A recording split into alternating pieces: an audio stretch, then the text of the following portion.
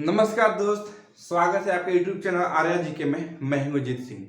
देखिए, बहुत ही अच्छा सेशन हम लोग का चल रहा है अभी। यानी मध्यकालीन भारत में हम लोग प्रवेश कर चुके हैं दिल्ली सल्तनत, यानी दिल्ली द्वारा शासन हो रहा है। और दिल्ली सल्तनत के तहत कल जो हम लोग वंश खत्म किए हैं वो थे गुलाम वंश। यानी कल हम लोग गुलाम वंश को खत्म कर चुके हैं। गुलाम वंश के बाद जो नेक्स्ट जो वंश आता है वो आता है खिलजी वंश। तो आज हम लोग पढ़ेंगे खिलजी वंश, और ये बहुत ही इंपॉर्टेंट है। और इसमें जो क्वेश्चन जहां से पूछता है ना, जो इंपॉर्टेंट है ये, उसको मैं आपको बहुत अच्छा तरीका से समझाऊंगा, ताकि एग्जाम में इससे आने वाला क्वेश्चन आपको न छूटे। तो ठीक है, आज हम लोग चलते हैं कौन, खिलजी वंश। यानी कल गुलाम वंश पढ़े थे, आज गुलाम वंश के बाद खिलजी वंश आता है। इसका क्या योगदान रहता है वो लोग हम लोग देखते हैं। दोस्त, सबसे पहले हम बात करें कि दिल्ली सल्तनत के तहत कि खिलजी वंश जो आता है गुलाम वंश के बाद ही आता है। और ये खिलजी वंश की बात करें तो टोटल इसने 1290 से लेकर के 1320 ईस्वी तक शासन करता है खिलजी वंश। यानी टोटल लगभग ये 30 साल इसने शासन करते हैं। और 30 साल में क्या क्या घटना होती है वो पूरी बात को हम लोग देखेंगे। तो सबसे पहले बात आती है कि खिलजी वंश के संस्थापक, खिलजी वंश के संस्थापक कौन थे। तो खिलजी वंश के संस्थापक जलालुद्दीन फिरोज खिलजी को कहा जाता है, क्योंकि जलालुद्दीन फिरोज खिलजी ने 1290 ईस्वी में इस वंश को नींव रखे थे। कौन? जलालुद्दीन फिरोज खिलजी। जो कि जलालुद्दीन फिरोज खिलजी ने टोटल 1290 ईस्वी से लेकर के 1296 ईस्वी तक 4 साल इस वंश को शासन करते हैं। तो खिलजी वंश के संस्थापक जलालुद्दीन फिरोज खिलजी 1290 ईस्वी में इस वंश को स्थापना करते हैं, और खुद 1290 से लेकर के 1296 ईस्वी तक इस वंश में शासक बन के रहते हैं। यदि देखिए, इस वंश का स्थापना तो हो गया, राजाभिषेक होगा। यदि जलालुद्दीन फिरोज खिलजी के राजाभिषेक की बात करें तो इनका राजाभिषेक एक जगह है किलोसरी, यानी किलोसरी के महल में इनका राजाभिषेक हुआ था।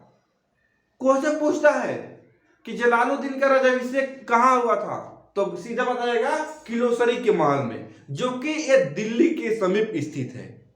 और जब जलालुद्दीन फिरोज खिलजी का राज्याभिषेक हुआ था उस टाइम इनका उम्र टोटल 70 वर्ष था। 70 वर्ष, यानी सोचिए 70 वर्ष का उम्र में इसने इस वंश का नींव रखा और राज्याभिषेक करा 70 वर्ष की उम्र में। सोचिए कितना, मतलब सोचने वाली बात है। 70 वर्ष की उम्र में इसने राज्याभिषेक कराया, इस वंश का नींव रखा और उन्होंने सत्ता को स्थापित किया। देखिए, जलालुद्दीन फिरोज खिलजी से ज्यादा क्वेश्चन नहीं पूछता है, सिर्फ ये पूछेगा कि इस वंश का स्थापना किसने किया, जलालुद्दीन फिरोज खिलजी। इसका राज्याभिषेक कहाँ हुआ, किलोसरी के महल में, जो कि दिल्ली के पास स्थित है। और उस समय जलालुद्दीन फिरोज खिलजी की उम्र टोटल 70 वर्ष का रहता है। देखिए, इसके बाद धीरे धीरे क्या होता है कि इनका सत्ता मतलब चलते रहता है। उसके बीच में एक व्यक्ति आता है उभर करके, जिसका नाम है अलाउद्दीन खिलजी। और अलाउद्दीन खिलजी ने कोई और नहीं था, जलालुद्दीन जो फिरोज खिलजी है कि खुद भतीजा था। तो अलाउद्दीन खिलजी ने मौका दे करके इस गद्दी पर बैठने के लिए जलालुद्दीन फिरोज खिलजी की हत्या कर देता है, और हत्या करके और खुद वहां गद्दी पर बैठ जाता है। कौन? अलाउद्दीन खिलजी। तो देखिए 1296 ईस्वी में, यानी 96 इस तरह जलालुद्दीन फिरोज खिलजी रहते इस वंश में। फिर 1296 ईस्वी में अलाउद्दीन खिलजी ने अपने चाचा, मैंने अलाउद्दीन ये भतीजा हुआ जब अलाउद्दीन खिलजी, तो जलालुद्दीन खिलजी उसका चाचा हुआ। यानी अलाउद्दीन खिलजी अपने चाचा जलालुद्दीन खिलजी को हत्या करके वहां का खुद शासक बन जाता है, जो कि मैं अभी आपको बताया। 1296 ईस्वी घटना है। अलाउद्दीन खिलजी जाकर आया, मौका दे करके जलालुद्दीन खिलजी को सल्टा दिया और खुद वहां का राजा बन जाता है। मतलब कि अपने चाचा को हत्या कर देता है गद्दी को पाने के लिए। ठीक है, इसके बाद जो हम लोग पढ़ेंगे, अब हम लोग पढ़ेंगे अलाउद्दीन खिलजी। दोस्त, इस वंश के बात करें खिलजी वंश के, तो जो सबसे जो महत्वपूर्ण जो बात है वो महत्वपूर्ण शासक यही अलाउद्दीन खिलजी आता है।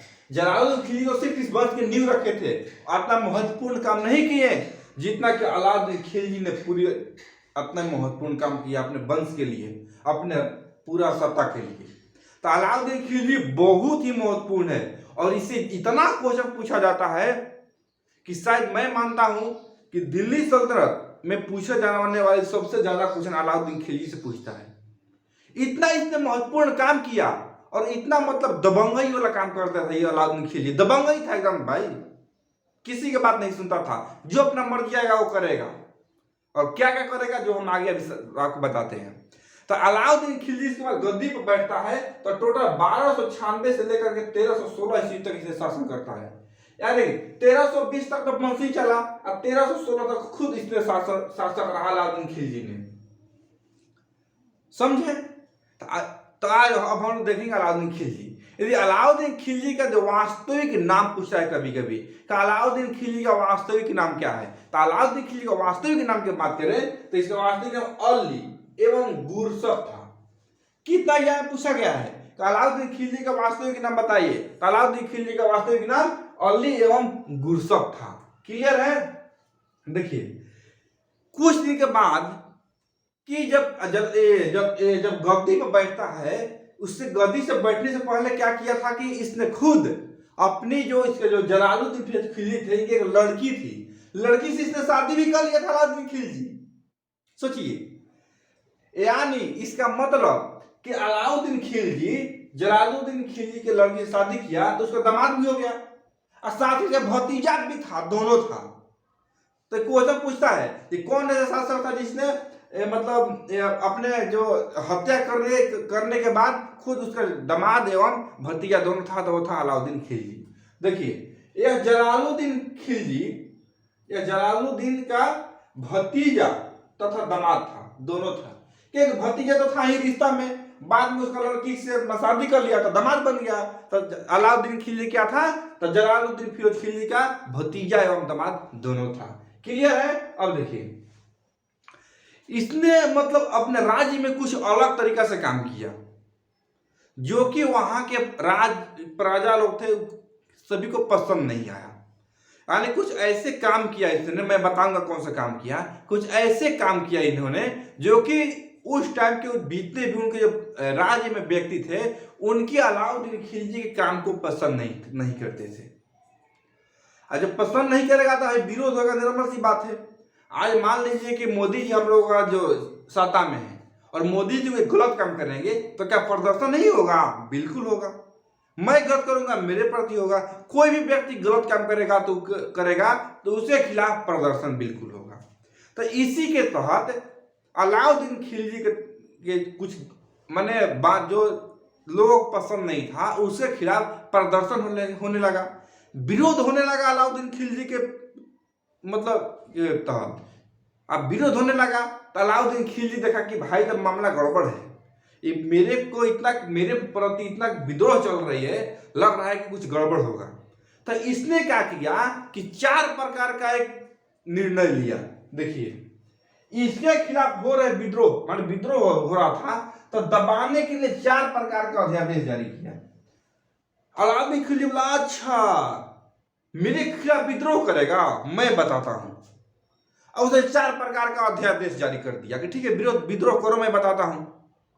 और भाई मान लीजिए कि जैसे कहा जाता है ना कि जल में रह करके मगरमच्छ से बैर मत लो, वही हाल हो गया, मगरमच्छ से बैर लोगे तो खा जाएगा। तो 4 प्रकार का अध्यादेश जारी कर दिया। कौन सा अध्यादेश भाई? तो पहला अध्यादेश जारी किया कि देखिए कि दान उपहार पेंशन में दी गई भूमि वापस ले ली।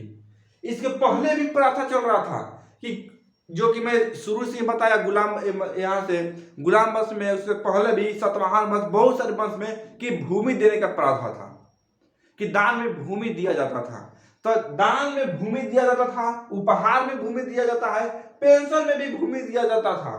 तो जितना दान उपहार पेंशन में जो भूमि दिया गया था ना, अलाउद्दीन खिलजी बोला सुन जितना तुमको दान पुण्य में दिया गया भूमि सब मेरे को वापस करो। वापस मंगाने लगा। अब करो विद्रोह मैं बताता हूं, और जितना भी भूमि था ना वो बोले मेरे को वापस दो। अब तो हालत खराब हो गई, वहां के जितने भी प्रजा लोग था, जनता लोग का हालत खराब हो गई। बट क्या कीजिएगा, आदेश है। दूसरी उसने क्या किया कि गुप्तचर विभाग की स्थापना किया। भूमि दान लेने के बाद इसने क्या किया कि गुप्तचर विभाग का स्थापना किया। यानी क्या कि गुप्तचर विभाग यानी कुछ इसका इसमें अपना खुद खास आदमी को इसमें रखा था और गुप्त रूप से रखा था कि जान मेरे प्रति कौन कौन कहाँ विद्रोह हो रहा है, क्या क्या चल रहा है, वो मेरे को बताना, जो कि आजकल सीबीआई टाइप के लोग काम करता है। तो इसे गुप्तचर विभाग का स्थापना किया दिमाग लगा करके कि आखिर उसको पता चलेगा कि उसके खिलाफ क्या हो रहा है, तब तो कोई कार्य करेगा। तो गुप्तचर विभाग का स्थापना कर दिया किस बात को पता लगाने के लिए। तो दूसरा काम क्या किया कि गुप्तचर विभाग का स्थापना कर दिया। अब देखिए तीसरा इसने क्या किया कि शराब, भांग, जुआ आदि पर रोक लगा दिया। यानी बोला शराब नहीं पीना है, भांग नहीं पीना है, जुआ नहीं खेलना है, ये सब पर रोक लगा दिया। अब क्यों रोक लगाया भाई? तो देखिए शराब पिएगा तो एक तो उसके खिलाफ ऐसी विद्रोह हो रहा है, शराब पीएगा तो और विद्रोह करेगा, भांग मतलब नशा करेगा तो भाई के खिलाफ और विद्रोह होगा ना, और लोग कुछ कुछ बोलेगा। जुआ यानी जहां पर जुआ चल रहा है तो जुआ एक आदमी खेलेगा नहीं, 2 4 10 20 50 आदमी बैठेगा तो उसके बारे में बातचीत चलेगा, तो उस सब पर इसमें रोक लगा दिया। अब किस लिए? ताकि इसके खिलाफ जो विद्रोह हो रहा था उसको दबाने के लिए सब काम करता था कि ज्यादा आदमी पब्लिक इकट्ठा ना होगा ना विद्रोह हो कम हो जाएगा। तो इसने ये काम किया। चौथा इसने क्या किया कि अमीर एवं सरदारों को दावतों तथा विवाह पर रोक लगा दिया। यानी जितने वहां अमीर लोग थे, चाहे सरदार लोग, चाहे कोई भी व्यक्ति है, वो बड़ा बड़ा पार्टी फंक्शन नहीं कर सकता है, ना ही उसका विवाह कर सकता है। पार्टी फंक्शन करेगा, भीड़ इकट्ठा होगी, उसके बारे में बातचीत होगा, विवाह होगा, बातचीत उसके बारे में होगा, इन सब बातों पर रोक लगा दिया। इसके खिलाफ जो हो रहा विद्रोह को दबाने के लिए। फिर इसने करने के बाद खुद अपने आप को विद्रोह कंट्रोल कर लिया। देखिए कितना दिमाग लगाया उसने। ठीक है, इसके बाद हम लोग कर के बात करें कि इसने बहुत सारे टैक्स लगाया। अलाउद्दीन खिलजी ने टैक्स लगाया, बहुत सारे चीज पर संशोधन भी किया, अच्छा भी काम किया, बुरा भी काम किया। तो दोनों को हम लोग देखेंगे। तो कर के हम लोग बात करें, कर यानी टैक्स, कर मतलब क्या? टैक्स। टैक्स की हम लोग बात करते हैं, टैक्स। टैक्स की बात करें तो इसने भू राजस्व का जो कर था, भू राजस्व का 1/2 कर दी, जो कि पहले 1/2 नहीं था, शायद 1/4 करके दिया जाता था, जो कि सीधे बोला नहीं भू राजस्व कर आधा मेरे को दे दो, आधा तू रखो। पहले 1/4 देना पड़ता था, 1/3, लेकिन अब 1/2 कर दी, कर को बढ़ा दिया। इसने क्या किया कि चराई कर तथा घड़ी कर लगाया।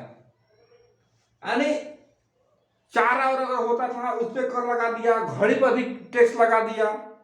इसके बाद देखिए यह पहला ऐसा शासक था, ये बहुत बार क्वेश्चन पूछा गया है।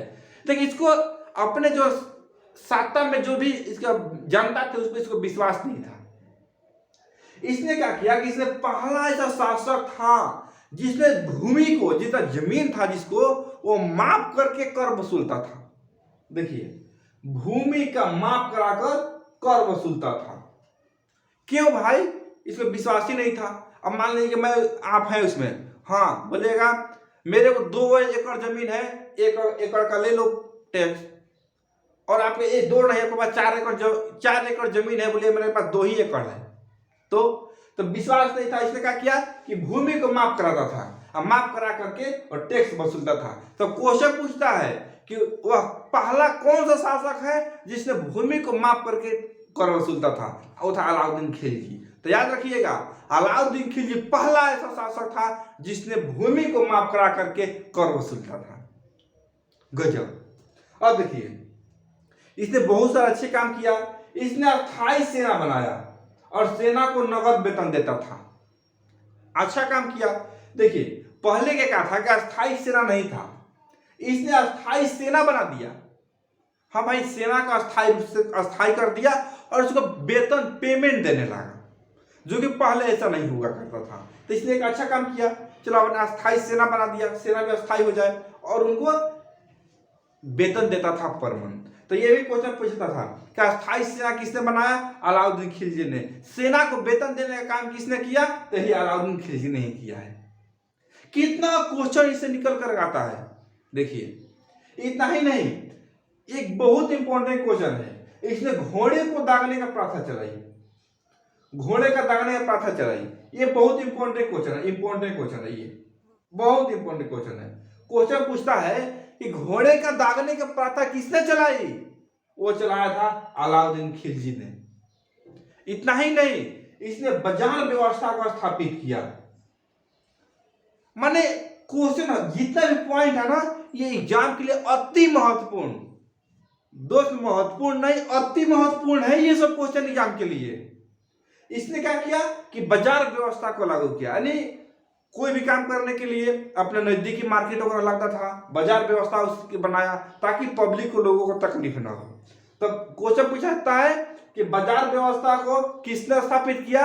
अलाउद्दीन खिलजी ने। इसने मूल्य नियंत्रण प्रणाली लागू किया। मूल्य नियंत्रण प्रणाली से मतलब समझते हैं कि मूल्य को नियंत्रण रखना। इसका मतलब ये नहीं कि कोई वस्तु बिक रहा है, मान लीजिए दूध अभी है 40 रुपए केजी, तो आप 80 रुपए केजी बेचेगा, नहीं। मूल्य पर इसने नियंत्रण किया कि इतना है तो इतना ही में आपको बेचना है। कितना अच्छा काम किया। इसने बाजार व्यवस्था बना दी, मूल्य नियंत्रण लागू किया। और जानते हैं, अभी तक एक ही बात मेरा माइंड पर आता है, जो खतरनाक काम किया इलाज टोला। इसने माप तोल का प्रथा स्थापित किया। अब बोलिएगा सर माप तोल तो चला दिया कि माप कर, कोई वस्तु का माप कर दे, तो दूध हो तो माप कर दो, कोई सब्जी कोई चीज तो तोलने वाला तोल को दो, तो ये कौन सा खतरनाक काम किया भाई? तो खतरनाक है, जितना भी काम है ना सबसे खतरनाक काम इसने इस माप तोल में किया है अलाउद्दीन खिलजी ने। सोचिए, अब बोले क्या खतरनाक काम है तो सुनिए। अलाउद्दीन खिलजी ने माप तोल प्रथा का स्थापित किया। इसका मतलब क्या कि कोई भी दुकानदार हो, कोई व्यक्ति हो, किसी को माप कर तोल कर सामान देगा। लेकिन यदि किसी को माप तोल कर सामान दे रहा है और मान लीजिए कि आप खरीदने गए और आपको सब्जी लेने गए, 1 केजी जब आपको 800 ग्राम दे दिया, अब फायदा मारने के चक्कर में मार्केट में होता है ना कि जाइएगा तो 1 केजी सब्जी देगा, 800 ग्राम दे देगा, भले 2 रुपए कम लेगा, फिर भी उसका फायदा है। तोलने की बात है, मापने की बात है, तो 1 लीटर जगह पर 900 ग्राम दे देगा। तो बोलता था कि देखो भाई, अलाउद्दीन खिलजी कहता था माप तोल प्रथा स्थापित किया। जो भी व्यक्ति माप तोल में कम दिया करते थे, यानी कि मापने में मान लीजिए 1 केजी की जगह पे तो मैं कोई तोल कर देना है, तोलने में 1 केजी जब आप 800 ग्राम कोई दिया सामान, तो बोलता था कि जो व्यक्ति जितना कम सामान दे रहा है ना, उतना उसको मांस काट लो। सारा गजब, क्या इसका रणनीति था भाई। बोलता था कि जो व्यक्ति मापने तोलने में जितना कम ही करता है ना, उतना उसका मांस काट लो। अब किसी का औकात है कम देने के लिए। आज भी यदि व्यवस्था हो जाए भारत में, कोई भी व्यक्ति चाहे दुकानदार हो, कोई भी व्यक्ति यदि कम देगा, मापने तोलने से कम देगा वो, तो उतना उसका मांस काट लो। तो किसी का औकात है कम देगा? कोई नहीं देगा। जान सबकी प्यारी, एक बूंद ब्लड निकल जाती है, ब्लड निकलने से आदमी की परेशान हो जाती है, एकदम मांस काटने की बात है। तो है ना खतरनाक। यानी अलाउद्दीन खिलजी ने माप तोल प्रथा स्थापित किया, जिसमें जो व्यक्ति कम माप कर देता था, वो बोलता था उससे उतना मांस काट लो। देखिए दोस्त, ये कितना इंपॉर्टेंट है, हर बात आपको इंपॉर्टेंट है। ठीक है, तो एक काम कीजिए, आप इसको नोट कीजिए, आप इसको नोट कीजिए इसको, फिर मैं आगे बताता हूं कि आगे इसने कौन कौन सी अभी कार्य किया है। तो ठीक है, आप इसको नोट कीजिए, मैं इसको अभी फिर आगे बताता हूं।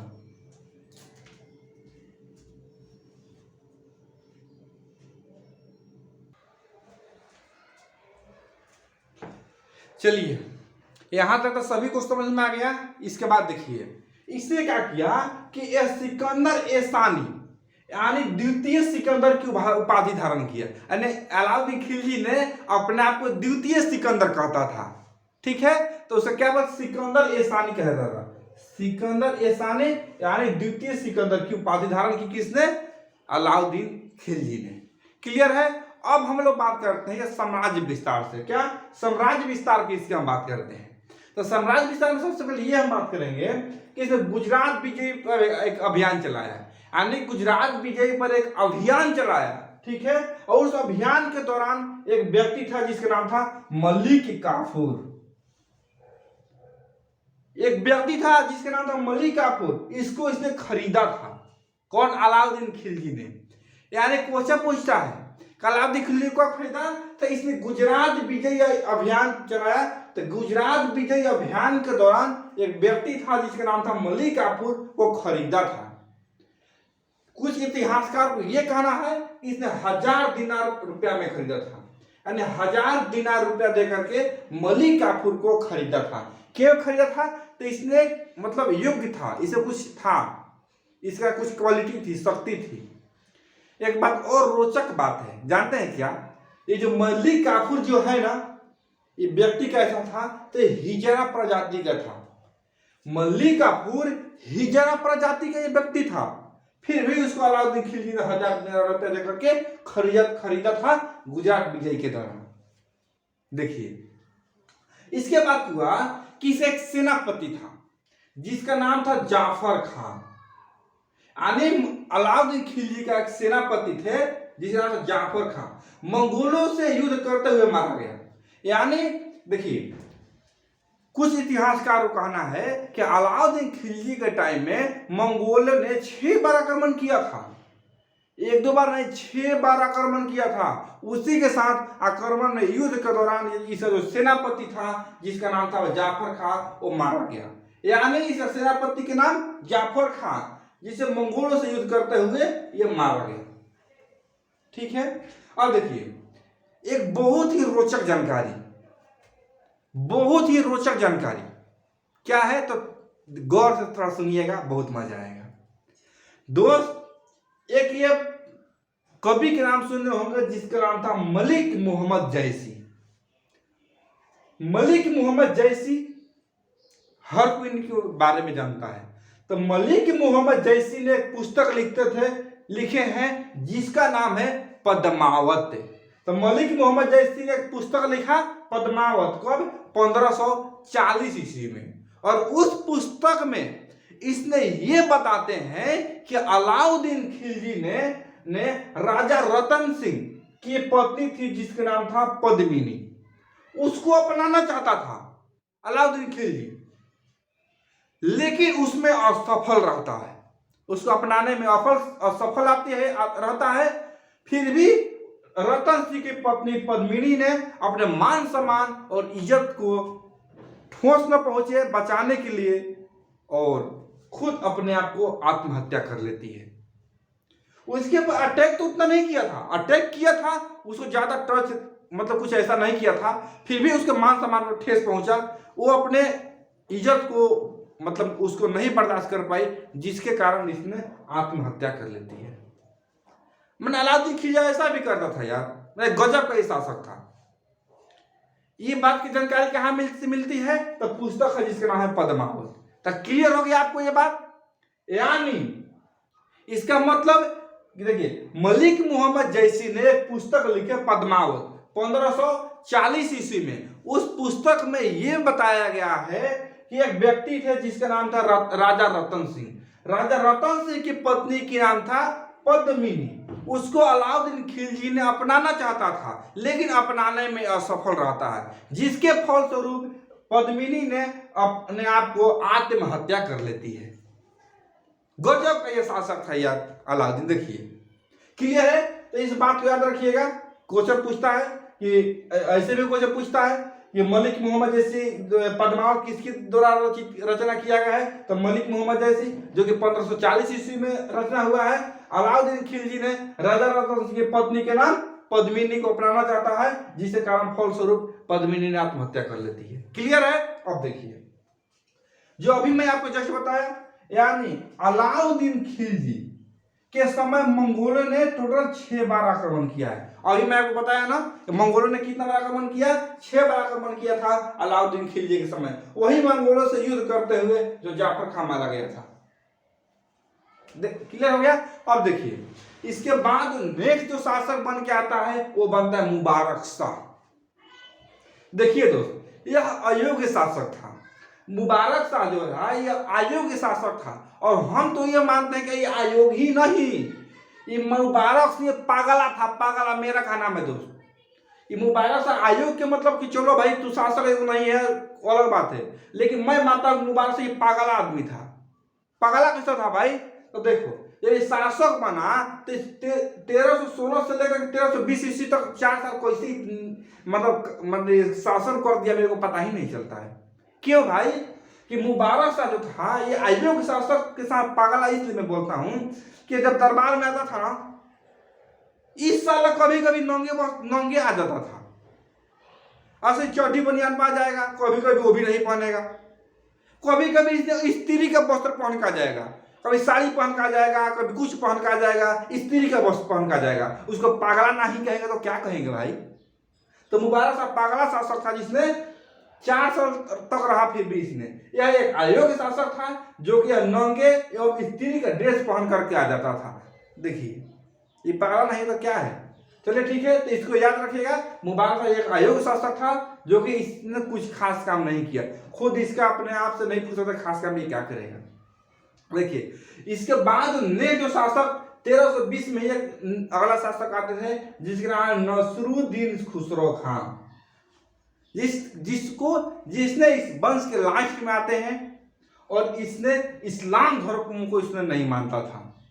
तो इससे एक यही क्वेश्चन पूछता था कि कौन सा ऐसा व्यक्ति था दिल्ली सल्तनत में, खिलजी वंश के चाहे बोलते दिल्ली सल्तनत में कौन सा ऐसा व्यक्ति था जिसने इस्लाम धर्म को नहीं मानता था? ये था नसरुद्दीन खुसरो खान। इसने इस्लाम धर्म को नहीं मानता था। देखिए इस्लाम धर्म को नहीं मानता था और नहीं मानता था। अब पूरा मुस्लिम सत्ता चल रही है, पूरा इस्लाम को ही बात लेके चल रहा है, ये मानता ही नहीं था।